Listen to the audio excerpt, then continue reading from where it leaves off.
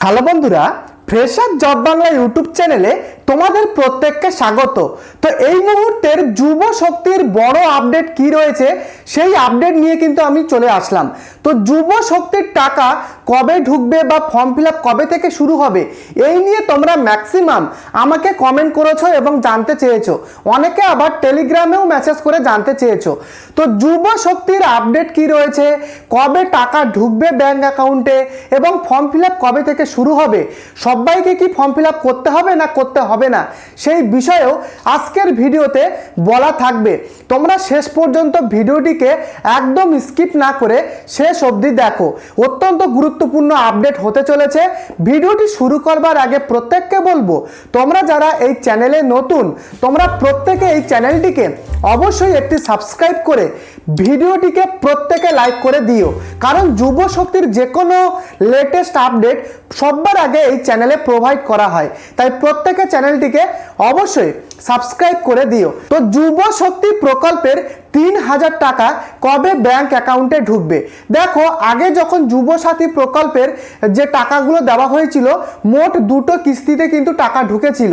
দুটো কিস্তি দেওয়ার পরে কিন্তু এই যুব সাথী সেটা কিন্তু বন্ধ হয়ে গেছে, কারণ ভারতীয় জনতা পার্টির সরকার তারা কিন্তু নতুন ক্ষমতায় আসার পরে এই যুব সাথী প্রকল্প সেটা কিন্তু বন্ধ হয়ে গেছে। অনেকে তোমরা প্রথম কিস্তি পেয়েছো, দ্বিতীয় কিস্তি পেয়েছো, আবার অনেকে প্রথম কিস্তি পেলেও দ্বিতীয় কিস্তির টাকা পাওনি, আবার অনেকে কিন্তু কোনো কিস্তির টাকাই পায়নি। এবং এই যে যুব শক্তি প্রকল্প এর যে টাকা সেটা কিন্তু আগের যুব সাথীর ১৫০০ টাকার পরিবর্তে ডবল করে ৩,০০০ টাকা করে কিন্তু দেওয়া হবে। এখন প্রশ্ন হলো, এই যে যুব শক্তি এর কি আপডেট রয়েছে বা টাকা কবে ঢুকবে, ফর্ম ফিল আপ কী রয়েছে, এই নিয়ে কিন্তু তোমাদের মনে অনেকেরই কিন্তু ধোঁয়াশা রয়েছে। অনেকে ভাবছো হয়তো আর যুব শক্তি আর দেবে না, হয়তো বন্ধ হয়ে যাবে। ইতিমধ্যে অন্নপূর্ণা ভাণ্ডার প্রকল্পের যে টাকা সেটা কিন্তু দেওয়া চালু হয়ে গেছে, অনেকে টাকা পেয়েও গেছে এবং ইতিমধ্যে তার ফর্ম ফিল আপ হচ্ছে। এবং তোমরা আমাকে মেসেজ করছো যে দাদা, অন্নপূর্ণা ভাণ্ডারের টাকা তো দেওয়া শুরু হয়ে গেল, তাহলে যুব শক্তি প্রকল্পের টাকা কবে দেবে বা ফর্ম ফিল আপ কবে থেকে দেওয়া হবে সেইটা আমাদের কিছু বলুন। তো আমি এই বিষয়ে আজকের ভিডিওতে কিন্তু তোমাদের সাথে ডিটেলসে আলোচনা করব। দেখো, যুব শক্তি প্রকল্প, দেখো আমাদের রাজ্যের মুখ্যমন্ত্রী শুভেন্দু অধিকারী মহাশয় তিনি কিন্তু সংবাদ মাধ্যমে পরিষ্কার জানিয়েছেন আগামী ১৫ তারিখ, ১৬ তারিখ এবং ১৭ তারিখ অর্থাৎ ১৫, ১৬, ১৭ জুন এই ৩ দিন কিন্তু জনকল্যাণ শিবির অনুষ্ঠিত হবে রাজ্যের প্রত্যেকটা ব্লকে ব্লকে। এবং সেখানে কিন্তু যারা বার্ধক্য ভাতা, বিধবা ভাতা, প্রতিবন্ধী ভাতা এই সমস্ত যে সমস্ত ভাতা তার কিন্তু আবেদন করা যাবে।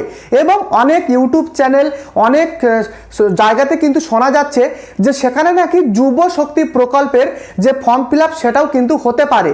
তবে আমি তোমাদেরকে জানিয়ে দিই, যুব শক্তির ফর্ম ফিল আপ কিন্তু হবে না, কারণ এখনো পর্যন্ত কোনো রকম অফিসিয়ালি সরকারিভাবে নোটিশ আসেনি যে সেখানে সেই যে জনকল্যাণ শিবিরটা হবে সেখানে যুব শক্তির ফর্ম ফিল আপ হবে কি হবে না এই নিয়ে কিন্তু কোনো সরকারি নোটিশ আসেনি।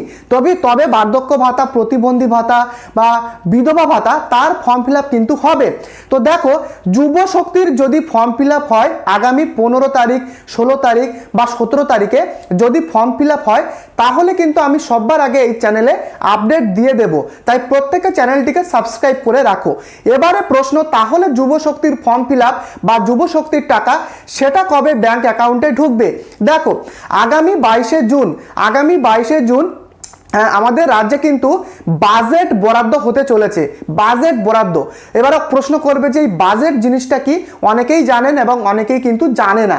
দেখো, বাজেটটা কি জিনিস আমি তোমাদেরকে বলে দিচ্ছি।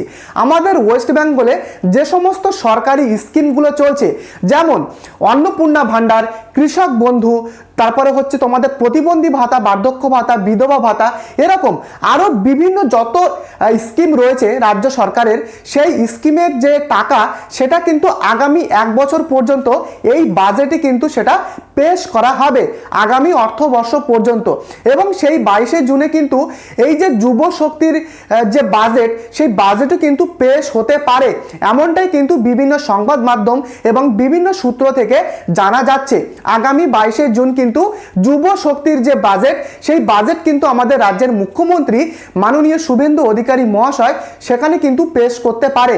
এবং সেই 22শে জুনের পরে তোমাদের যুব শক্তির যে বড় আপডেট সেটা কিন্তু চলে আসবে।